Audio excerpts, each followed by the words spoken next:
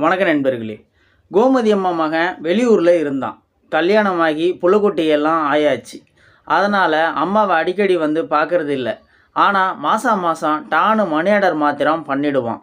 டானு 5ஆம் தேதி ஆனால் 1000 ரூபாய் மணி ஆர்டர் வந்துடும். அந்த ஏரியா போஸ்ட்மேன் அப்துல்லா தான் கொண்டாந்து கொடுத்துட்டு கையெழுத்து வாங்கிட்டு போவார். அவர் வயசானவர் தான். அடுத்த வருஷம் ரிட்டையர்மெண்ட்டுன்னு சொல்லிட்டு இருந்தார். அந்த மணி ஆர்டர் பணத்தை கொடுத்துட்டு அதுக்கு கீழே கொஞ்சோண்டு இடம் இருக்கும். அதில் நான் நல்லா இருக்கேன் அம்மா, நீங்கள் நல்லா இருக்கீங்களா, சீக்கிரம் லீவு கிடைச்ச உடனே வந்து உங்களை பார்க்குறேன், இப்படிக்கு உங்கள் அன்பு மகன்னு எழுதியிருப்பான். அதை கிழிச்சு வாசித்து கையில் கொடுத்துட்டு போவார் அப்துல்லா. கோமதிக்கு சரியாக கண்ணு தெரியாது. அதை பார்க்குறப்பவும் கேட்குறப்பவும் மகனே நேரில் வந்து சொன்ன மாதிரி சந்தோஷமாக இருக்கும் கோமதி அம்மாவுக்கு. அதுக்காகவே காலண்டரை கிழிச்சு பார்க்கும், எப்போ 5ஆம் தேதி வருதுன்னு. அப்துல்லா கையில் காசு கொடுக்கும் பொழுது வாங்கிக்கிட்டு அவருக்கு 10 ரூபா கொடுக்கும் கோமதி அம்மா. அவர் வேணான்னாலும் விடாது. நீயும் என் மகன் மாதிரி தான், அவன் என்கிட்ட பேசுறது இல்லை, அவன் எழுதுனதை வாசிக்கும் பொழுது உன்னோட வடிவத்தில் என் மகனை நான் பார்க்குறேன்னு சொல்லும். அவரால் தட்ட முடியாது. அது பாட்டுக்கு பணம் வந்துக்கிட்டு தான் இருந்துச்சு. கோமதி அம்மாவும் சந்தோஷமாக வாங்கிக்கிட்டு பொழப்ப ஓட்டிக்கிட்டு இருந்துச்சு.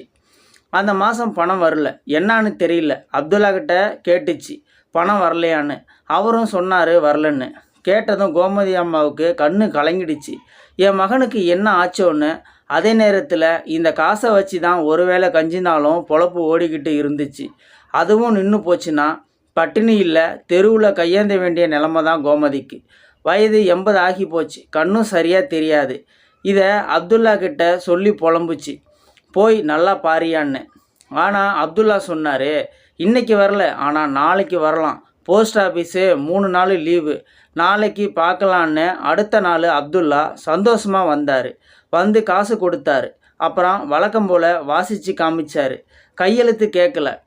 ஏன்னா கையெழுத்து வாங்காமல் போகிறீங்கன்னு கோமதி கேட்ட உடனே ஆமாம் அம்மா மறந்துட்டேன்னு கையெழுத்து வாங்கிட்டார். அப்புறம் டானு 5ஆம் தேதி வழக்கம் போல் காசு கொண்டாந்து கொடுத்தாரு. பொழப்பு ஓடிக்கிட்டு தான் இருந்துச்சு. திரும்ப பிரச்சனை, மணி ஆர்டர் வரல. அப்போ அப்துல்லா கிட்ட கோமதி கேட்டுச்சு, என்ன பிரச்சனை, மணி ஆர்டர் வரலையா, என் மகனுக்கு என்ன ஆச்சுன்னு தெரியலையேன்னு அழுதுச்சு. மணி ஆர்டர் வரும், கொஞ்சம் லேட் ஆகும்னாரு அப்துல்லா. கோமதி கையில் காசும் இல்லை, சாப்பாட்டுக்கு வழியும் இல்லை, என்ன பண்ணுறதுன்னு தெரியல. அப்துல்லாவும் சரியாக பதில் சொல்ல மாட்டேன்றாரு. அப்போ ஒருத்தர் சொன்னார், எங்கள் ஊரில் இப்படித்தான் வந்த மணி ஆர்டர் பணத்தை அந்த ஊர் போஸ்ட்மேனு வாங்கின மாதிரி கையெழுத்து போட்டுட்டு அவரே அமுக்கிட்டாரு. அப்புறமா சந்தேகப்பட்ட ஆள் போஸ்ட் ஆஃபீஸில் கம்ப்ளைண்ட் கொடுத்த பின்னாடி அந்த போஸ்ட்மேனை அலறி அடிச்சுக்கிட்டு வந்து பணத்தை கட்டுனார். கோமதிக்கு ஒரு மாதிரியாகி போச்சு. அப்துல்லா அப்படி செய்வாரான்னு சந்தேகம். சரி, அவர்கிட்டே கம்ப்ளைண்ட் பற்றி பேசி பார்ப்போம், அவர் என்ன சொல்கிறாருன்னு கவனிப்போம்னு அன்னைக்கு அப்துல்லா கிட்ட கம்ப்ளைண்ட்டு கொடுக்க போகிறேன்னு சொல்லி பார்த்துச்சு கோமதி. அவர் அப்படியா, கம்ப்ளைண்ட்டு என்கிட்ட கொடுங்க, நான் கொண்டு போய் கொடுத்துட்றேன்னாரு. இது என்னடா திருடங்கிட்ட சாவி கொடுக்கறதான்னு யோசனை வந்தாலும் கொடுத்து தான் பார்ப்போமென்னு அவரை வச்சு எழுதி அவர் மூலமாகவே போஸ்ட் ஆஃபீஸுக்கு கொடுத்து விட்டுச்சு கோமதி. ஒரு வாரமாச்சு, பதில் ஒன்றும் இல்லை.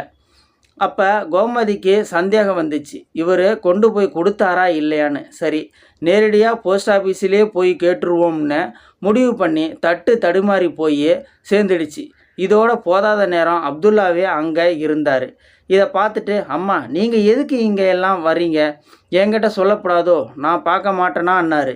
திருட்டு பயலாக இருக்கானே, எப்படியெல்லாம் சமாளிக்கிறான்னு நினச்சிக்கிட்டு, ஒன்றும் இல்லை, மணி ஆர்டர் வராததுக்கு கம்ப்ளைண்ட் கொடுத்தேனே, என்னாச்சுன்னு போஸ்ட் மாஸ்டர்கிட்ட கேட்கலாம்னு வந்தேன்னு சொன்ன உடனே அப்துல்லா முகம் மாறிப்போச்சு.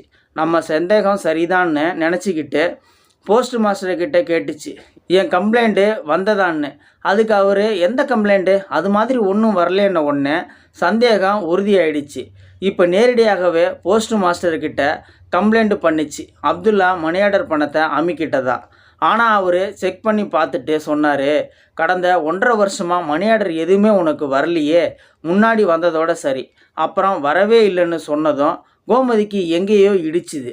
அப்துல்லா கிட்ட கேட்டுச்சு, இவர் சொல்கிறது உண்மையான்னு. அவர் ஆமான்னார். அப்புறம் எப்படி இத்தனை நாள் பணம் வந்துச்சு எனக்குன்னு கேட்டுச்சு கோமதி. அப்போ அப்துல்லா சொன்னார், அம்மா போன வருஷம் உங்களுக்கு பணம் ஒரு தடவை லேட்டாக வந்துச்சு, ஞாபகமாக இருக்கா அப்படின்னு கேட்டார். ஆமாம், போஸ்ட் ஆஃபீஸு லீவுன்னு சொன்னீங்க. ஆமாம், அப்படி போய் நான் தான் சொன்னேன். அந்த மாதமே பணம் வரல. அதில் இருக்கிற ஃபோன் நம்பருக்கு ஃபோன் பண்ணி கேட்டோம்.